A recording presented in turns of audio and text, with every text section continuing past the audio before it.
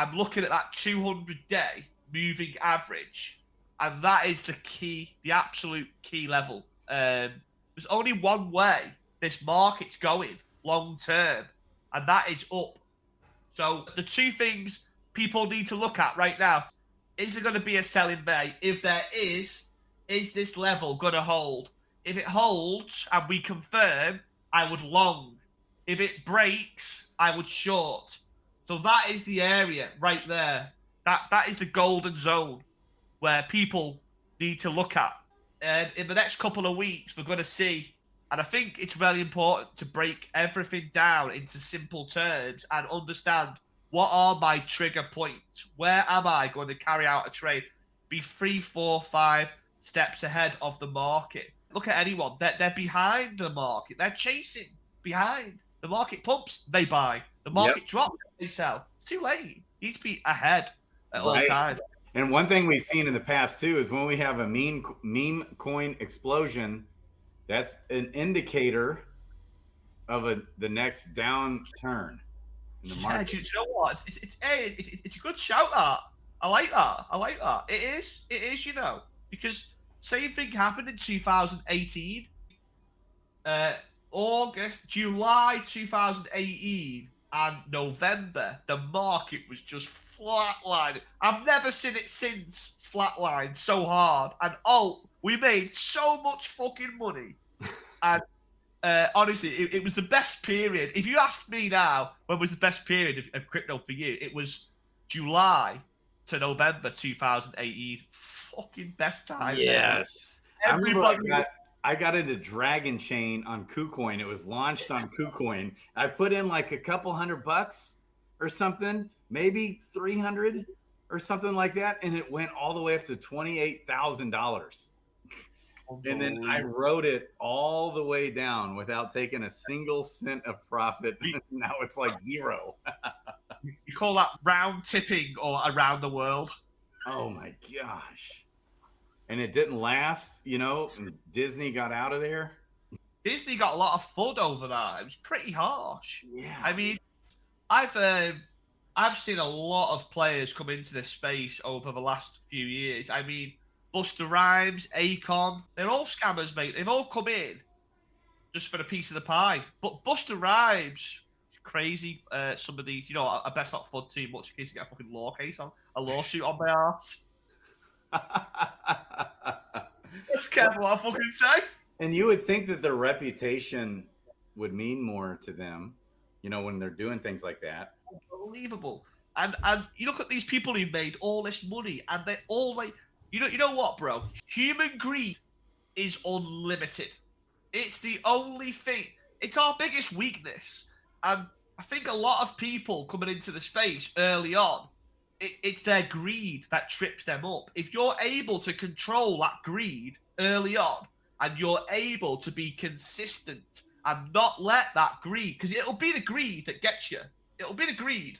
And that's what stops you from being consistent, because you think, I might be able to just make it on this one coin. I might be able to make $1 million. And you've got to be...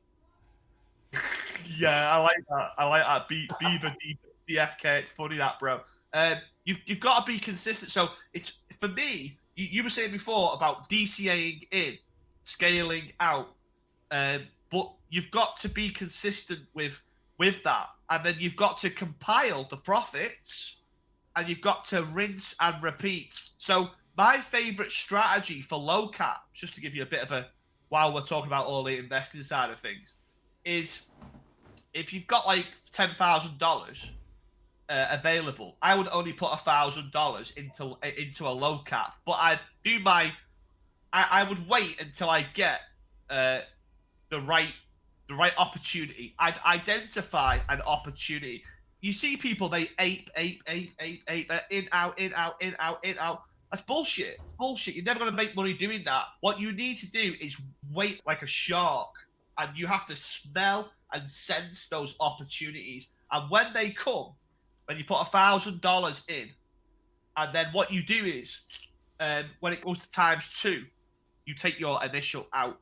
Then you've got the same amount of money that you put in there initially, still in there, but you've got your money back. And then when it goes times 3, 4, 5, 6, I would take 20% off the table each time. And then you've got 20% left in the bag, and that's your moon bag. What I do is I make a spreadsheet. I make a note of the project and forget about it. And then once a month, check the spreadsheet. How are these projects doing? How are my moon bags? And then I just go back to the charts.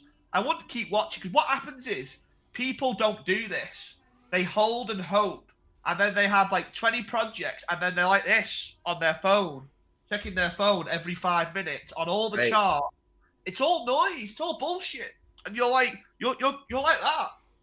And this is why I'm saying formulate a strategy, a process that actually works. Then Yep. create all these good habits and be disciplined, and it all comes together in harmony, and then that becomes your lifestyle. And then this, how you manage your investments in crypto will affect you in the real world, and that'll keep you level. But if you're crazy, if you're aping and cheating into all kinds of fucking shit in the real world, you'll be mental. You'll be like fucking up and down like a Yep. yo-yo. But if Yep. you've got a level head in crypto, you'll be good and it works both ways. If you've got like a crazy job, kids running around, a crazy lifestyle, you'll bring it all into this space, and you'll lose money. Yep. So You'll get wrecked. So, and you're kind of talking about like if someone's got a big chunk of change on the side, like 10 grand, it's a different strategy versus, let's say you're in a boat where you get 20 bucks here, 50 bucks there, 100 bucks here, 100 bucks there, you know? So if you're going to take the dollar cost average approach, you have to just find the projects you believe in and you dollar cost average, and not do what you said as far as like looking at your phone all day, every day, watching the charts. You know, that they're two different scenarios here. So, yeah, and it's like if you want to trade and be a trader, you really got to follow a guy right here. We've got him. He's right here on the screen, boys and girls. That's him. You gotta learn a strategy and follow it and be serious and be all in and focus and work hard at it. 100%. And do you know what I compare it to? I always say master the basics, because it'll only ever be the basics that trip you up. Now, Yes. if imagine, you know, the gym, I've been working out for a couple of years now. I've been going to the gym for a couple of years, right? And the first thing I understood was how to build muscle, how to create routine, how to formulate a process, how to build a strategy. And here's the basics, right? Sleep is the absolute most important thing before anything else. Forget working out, forget everything. Sleep is the first thing. Number 2 is food, nutrients, protein. There's no point working out if you don't get any protein. You can't build muscle. So you have to eat the protein. You have to space it out throughout the day.